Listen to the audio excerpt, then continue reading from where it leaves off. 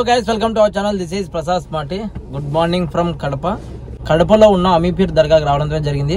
So ఏంటంటే ఈరోజు వచ్చేసి చిన్న చూసి దర్గాని విజిట్ చేసి, సో మనకు బయట ఉంటారు కదా మామూలుగా, సో దర్గా బయట ఉన్న వాళ్ళకైతే కొద్దిగా హెల్ప్ అయితే చేయాలనే ఉద్దేశంతో ఇక్కడ మన చెన్నూరు ఫేమస్ కదా, ఇక్కడ చెన్నూరు శివరాం బిర్యానీ. సో అక్కడ ఒక 10 ప్యాకెట్లు అయితే తీసుకున్నాము. సో తీసుకుని ఇక్కడ కొంతమందికి ఇద్దామనే ఉద్దేశంతో అలాంటి దర్గా చూసినట్టుందని చెప్పేసి ఇవ్వడంతో జరుగుతూ ఉంది. చూసేద్దాం మరి ఇంకా లోపలికి వెళ్ళేసి ఎలా విధంగా ఉన్నదో. సో ఇప్పుడు ప్రజెంట్ నేనైతే ఇక్కడ కార్ పార్క్ చేసుకొని లోపలికి వెళ్తే వెళ్ళాలి.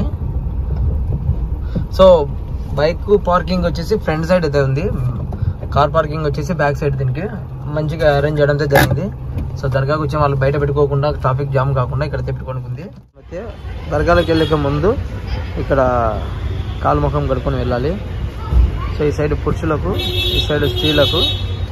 ఇదే మొత్తము ఆవరణము, ఈ దర్గా యొక్క ఆవరణము. సో ఎంట్రన్స్ వచ్చి ఇదేనే.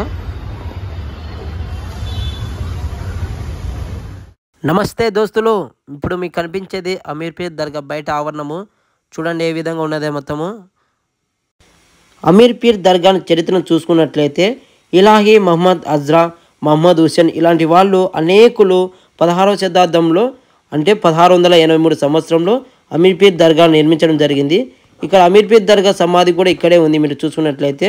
అంతేకాకుండా ఇక్కడికి చాలా మంది అనేకులు వస్తూ ఉంటారు. ప్రతి ఏడాది ఉరుసుకు ఇక్కడ హిందూస్ కానీ క్రైస్తవులు కానీ చాలా మంది హాజరైతే ఉంటారు. సో ఇలాంటి ప్రతి ఏడాది జరుగుతూనే ఉంటుంది. చూసేయడానికి చాలా మంది అనేకులు వస్తూనే ఉంటారు. అక్కడ కనిపిస్తున్న పావురాలు కూడా చాలా మంది గింజలు తీసుకొని అక్కడ చల్లుతూ ఉంటారు. టైమింగ్స్ వచ్చేసి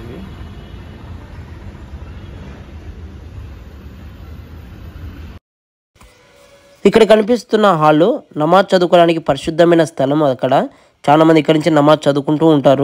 దర్గాను దర్శించి బయటకు వచ్చిన తర్వాత కొద్దిమంది ఉంటారు, వాళ్ళకు మీకు తగిన సహాయం చేయవచ్చు. సో మాకు తగిన సహాయం, మేము ఫుడ్ అయితే డొనేషన్ చేసినాము. సో చాలా మంది సంతోషంగా అయితే వాళ్ళ ఆనందం వెల్లడిపరిచినారు వాళ్ళ ముఖాల నుంచి.